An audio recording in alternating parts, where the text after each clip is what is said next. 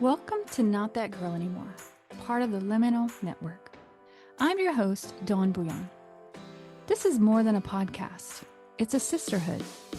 We're reclaiming our voices, our worth, and our lives. One story, one truth, one brave step at a time. Hey, friends. Welcome back to Not That Girl Anymore. I'm your host, Dawn Bouillon, trauma therapist and coach, and the founder here of Embrace Your Brave. And today I want to talk about something that honestly feels like it sits underneath so much of the suffering in our world today. And it's a phrase that I kind of find myself saying a lot.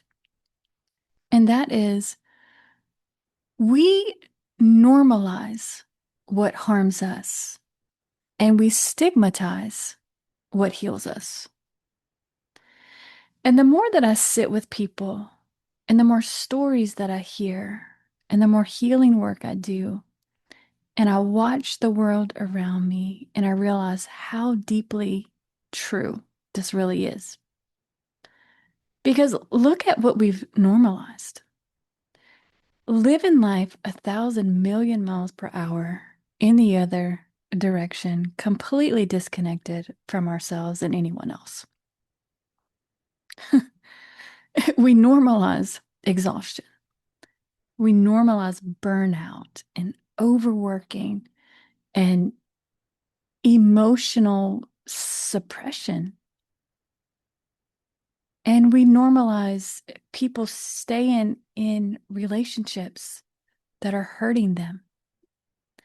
And we normalize women carrying impossible emotional loads while quietly disappearing themselves. And we normalize never resting. And we normalize functioning while internally falling apart. If you notice, we've normalized people saying, I'm fine, when they're barely surviving. And we normalize children growing up disconnected from their emotions and people abandoning themselves to keep the peace. And we've normalized stress to the point that peace almost feels unfamiliar. And honestly, some people have experienced harm for so long that healthy things actually feel uncomfortable to their nervous system. And that's how deep conditioning can go. And the truth is, this didn't happen by accident. A lot of us were conditioned into this, conditioned by family systems, conditioned by religion, conditioned by our hustle culture, conditioned by the patriarchy, and conditioned by systems that reward performance over authenticity and obedience over honesty and self-sacrifice over self-connection.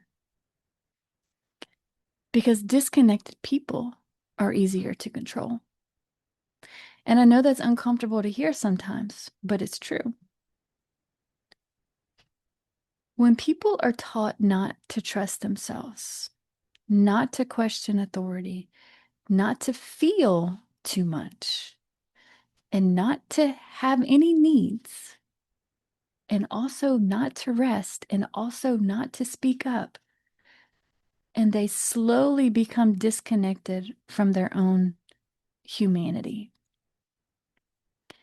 And so many people learn to override themselves in order to survive. At home, at work, in relationships, in religious spaces, in high control environments where image matters more than the truth and performance matters more than your well-being. And we learned, don't rock the boat, don't make people uncomfortable, don't challenge harmful systems, don't speak up, don't feel too deeply, don't be too much, especially women. And women are often praised for self-abandonment, for overgiving, for overfunctioning, for overextending and enduring and keeping everybody else okay while they're quietly losing themselves. And years later, when anxiety shows up and when depression shows up and panic attacks show up and burnout shows up and numbness shows up, and when somebody's body finally says, I can't carry this anymore, because your body will do that to you, we act shocked. But honestly, these responses make sense. Anxiety is not weakness. Depression is not failure. And burnout is not laziness. These are just human responses to chronic stress and trauma and grief and suppression and loneliness and abuse and impossible expectations and a deep disconnection from yourself. But then the moment someone begins trying to heal, the world often responds in ways that pull them right back into shame. And that's the part that gets me, because we will watch people slowly drown under pressure and call that normal. Or we'll watch a woman carry impossible emotional loads while neglecting themselves completely and call that strength. Or we'll watch people stay in environments that are crushing their spirit and call that commitment. We will watch people suppress grief and trauma and exhaustion and anger and loneliness and pain for years and call that maturity. But the moment someone says, I can't do this anymore, then suddenly there's discomfort. The moment someone finally slows down and finally feels and tells the truth and admits that they are struggling and starts choosing themselves, people start acting like that's the problem. And I think that says so much about the systems we've been shaped by. Because many of us were taught how to perform, but not how to be human. We were taught how to survive, but not how to feel. Taught how to keep going, but not how to stop and ask ourselves, what is all of this costing me? And honestly, I think healing disrupts systems, because healing people start questioning things. They start noticing the harm. They start recognizing what was normalized. And they start listening to their bodies. And they start setting boundaries. And they stop abandoning themselves.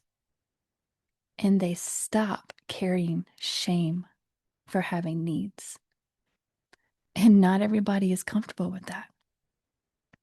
Because when one person starts healing, it often exposes how much suffering everybody else has been taught to tolerate. You know, one of the things I notice all the time sitting with people on my couch is that sometimes for the very first time in their lives, someone is simply giving them permission to be human, permission to feel, permission to struggle, to need something, to grieve, to be overwhelmed and to not have it all together. And it's honestly emotional sometimes watching that happen. Because when people realize that they don't have to perform anymore, you can almost see the relief hit their body. Because so many people have spent their entire lives being conditioned not to be human, especially in the church. We're conditioned to suppress ourselves, suppress our emotions, just push through whatever it is, disconnect, minimize the pain, and to override what their body, their emotions, and their soul is trying to say. And most people don't even realize how conditioned they are until life breaks open, right? Until the crisis happens, until tragedy hits, or grief hits, or betrayal hits, or trauma hits, until the pain becomes too big to keep carrying it the old way. Because eventually the system stops working. The coping stops working. The performing stops working. The numbing stops working. The pretending stops working. And suddenly, the things people were taught, the messages, the conditioning, the survival patterns, just pray harder. Just be strong. Don't cry. Just keep the peace. Don't talk about it. Don't question authority. You know, other people have it worse than you. Or just move on. It all starts falling apart. And honestly, I think that falling apart is often the beginning of waking up. Because when the pain gets loud enough, people begin to recognize the harm. And they begin to realize, well, maybe I was never weak. Maybe I was surviving. Maybe my anxiety makes sense. Maybe my body was trying to protect me. Maybe my grief deserved space. Maybe my emotions were never the enemy. And maybe I learned to abandon myself to survive environments that could not hold my humanity. And I think so much healing begins when people finally sit in a space where someone looks at them and says, "You're not crazy. You're not weak. You make sense in your story. You're just human." And for some people, that becomes the first safe place they've ever experienced. And as a therapist, I see this every single week. People walk in my office carrying shame for things that make complete sense in the context of what they've lived through. And that shame breaks my heart because people aren't weak. They're just wounded. There's a difference. A lot of people learned survival before they ever learned safety. They became the strong one, the caretaker, the peacemaker, the helper, the achiever, the performer. And meanwhile, underneath all of that, the nervous system was exhausted. The body was carrying grief. That inner child, that little girl in you, felt unseen, and their soul was lonely. And maybe some of you listening know exactly what that feels like, to be the one everyone depends on, while secretly wondering, who's holding you? To look functional on the outside while internally feeling disconnected from yourself. And to feel guilty for resting and guilty for saying no and guilty for needing support and guilty for being human.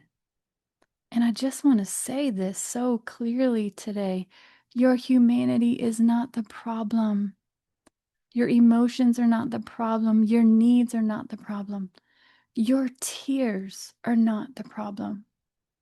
Your nervous system responding to pain is not the problem. The problem is that many of us were conditioned to believe we had to disconnect from ourselves in order to belong, to survive, or to be loved. And healing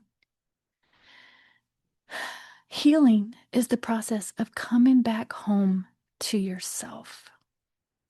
It's learning to hear your own voice again, to trust your own body again, to feel your emotions again, to tell yourself the truth again, to rest again, to need again, to dream again. And can I say something? Healing is brave. Therapy is brave. Reconnecting to yourself is brave. Loving that little girl inside of you is brave. Feeling your feelings is brave. Taking your medication when you need it is brave. Breaking cycles is brave. Setting boundaries is brave. And some of us know how hard that is. And resting is brave. Telling the truth is brave, especially in systems that benefit from your silence and your exhaustion and your shame and your self-abandonment. And honestly, I think part of Mental Health Awareness Month should be becoming aware not just of mental health struggles, but of the systems and the conditioning that disconnected so many people from themselves in the first place. Because awareness without compassion changes nothing. People do not heal through shame. People heal through safety, through connection, through truth, through support, through being seen, through finally realizing I was never crazy for responding to painful things. There's nothing wrong with me. I think about this as a therapist, and I think about this as a woman and as a mom to 4 daughters. And I think about the kind of world I want them to grow up in. I don't want them believing that their worth is tied to productivity or that their emotions are weakness or believing that they have to earn rest or believing that they should stay silent to keep everyone else comfortable. No, I want them to know their feelings matter. Their voice matters, their body matters, their mind matters, their healing matters, and yours does too. So maybe this Mental Health Awareness Month, we stop asking, what's wrong with people? And we start asking, what happened to them? What have we normalized? What systems taught people to abandon themselves? And what would healing look like if shame wasn't attached to it? Because we were never meant to do this alone. And if you're listening today carrying something heavy, I hope you hear this deep in your soul. You are not weak for struggling. You are not broken for needing help. You're not failing because you're tired. You are human. You have limitations. They are normal. And you deserve support. And you deserve rest. And you deserve safe people in your life. And you deserve spaces where you don't have to pretend. And you deserve healing. Because I believe behind every face is a story to be told. And when you come sit on my couch, that's what we're going to talk about. We're going to get reconnected to you and a voice to be heard because your voice matters and no one else has your voice but you. And a soul to be healed because your pain matters. And a dream to be discovered because underneath all of that is the dream. It's the purpose. It's the thing that you're so passionate about. That once we get you back reconnected to yourself, you'll get to step into that too. Because we don't just heal around here, right? I don't just want you to heal. I want you to live, and I want you to thrive, and I want you to dream. And maybe healing begins the moment we stop feeling ashamed for being human in the first place. So thank you for being here with me today. And as always, remember this: you matter, your story matters, your healing matters, and you're not that girl anymore. Hey, friend, just a quick note. I am a licensed therapist, but this podcast isn't therapy. It's not meant to diagnose or treat anything. It's here to offer you support, encouragement, and real conversation. If you're struggling, please reach out to a trusted professional. You are not alone, and you are so worthy of healing. Even if your voice shakes, keep using it. Your healing matters. If you're ready to go deeper, you can book a session by clicking the link in the show notes or visiting our website, embraceyourbrave.org, to learn more about our therapy and trauma-informed coaching options. Let's explore how we can walk this journey together. You are not alone. Embrace your brave, sis. You're not that girl anymore.